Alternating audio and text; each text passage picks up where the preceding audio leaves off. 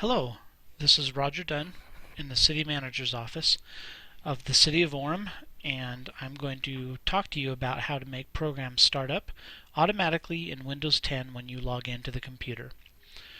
With the transition to G Suite, some of you may want to start Gmail and Google Calendar when you first log into Windows. Here's how to do that. First of all, open Windows File Explorer. In the address bar, you type %app for app, data, %, and then a backslash. Notice how this populates with existing directories. The next directory you want to go to is Microsoft,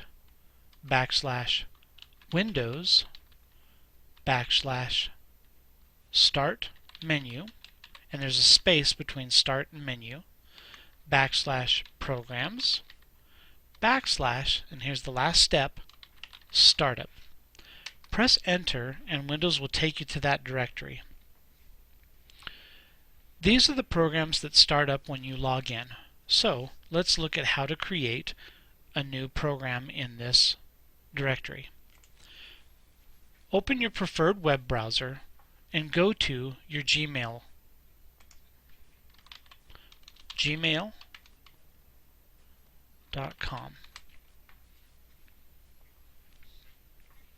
Now, prior to recording this video, I had already signed in to Gmail's G Suite, and you can see my account picture here.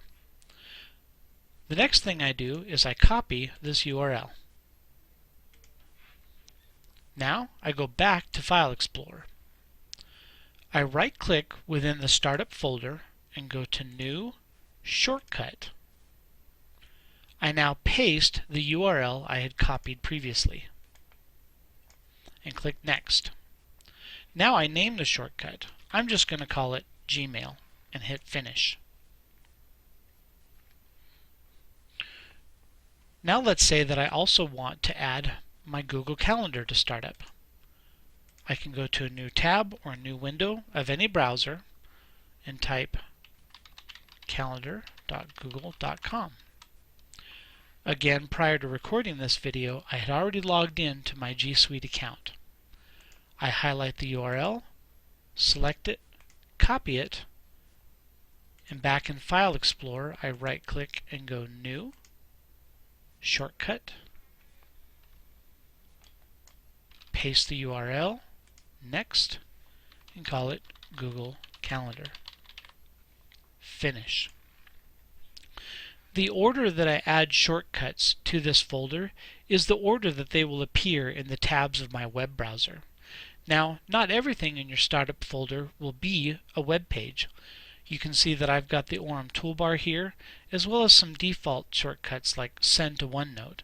Now, this is not the whole of everything that gets started when I log into Windows. There are other things that can be found. Let me show you where those are, just in case you wondered.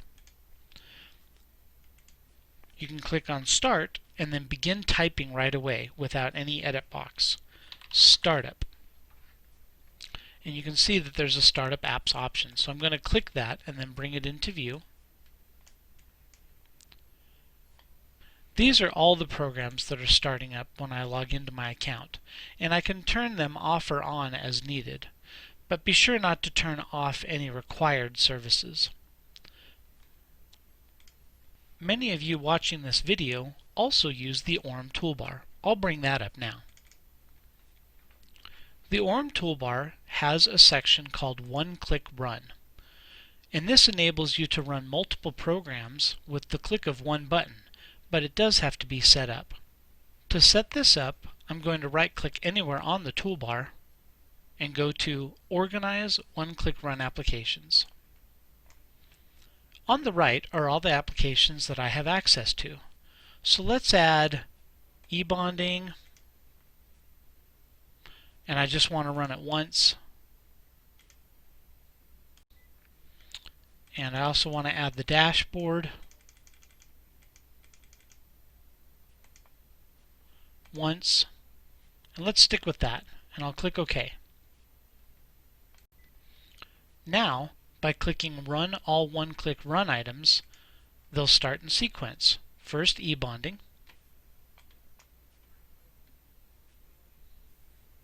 then the dashboard.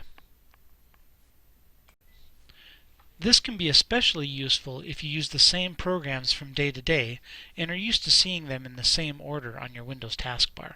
I'll close them now. The Orem toolbar also has a Favorites section.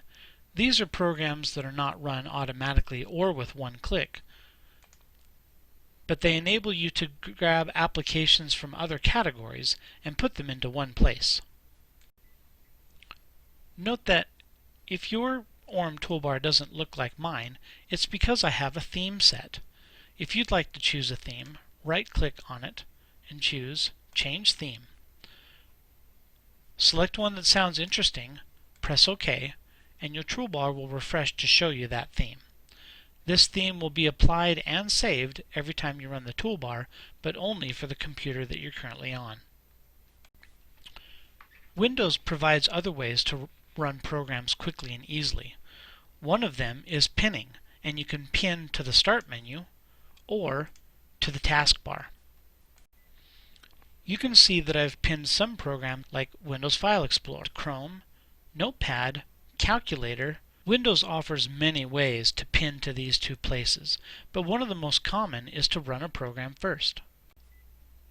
I'm going to run Paint.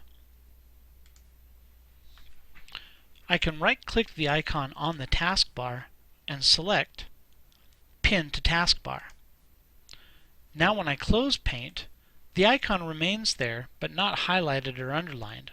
To start the program, I simply click it. Unpinning is just as easy, and you can do this with the program open or closed. Right-click the icon on the Windows taskbar and unpin. Now a word of caution to those of you that use the Orem toolbar. I'm going to start e-bonding. Windows does give me the option to pin this program to the taskbar, but I don't want to do that with programs that were written by the Orem IT division, and here's why.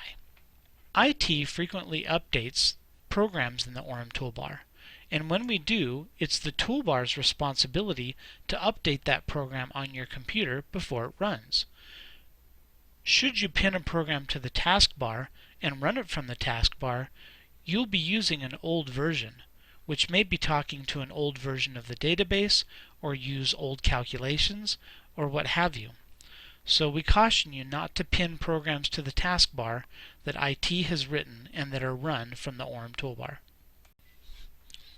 Customizing your Windows Start menu is also a great way to be able to easily access and run your software.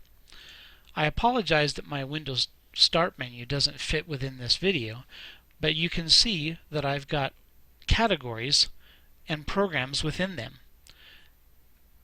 There are, in Windows, multiple ways to pin programs to the Start menu. One of the ways is to find the program in your All Applications list. So let's say that I want to pin Calculator to my Start menu. I right-click, click Pin to Start, and then I have to manually go to the pinned tiles and find my program. Notice that the program I pinned is not under any specific category. I could give this group a name, such as Math, and I could move the group to anywhere else in my grid. Or I can drag the application to an existing group, and by right-clicking I can resize it to organize my Start menu even better. There's no wrong or right way to organize a Start menu. It depends on how you work and how you organize things. Anyway, hopefully these tips have given you ideas on how to better organize and start your programs. If you have any other questions on how to customize Windows, don't hesitate to call 7007 or go to support.orem.org and submit a ticket there. Thanks for watching.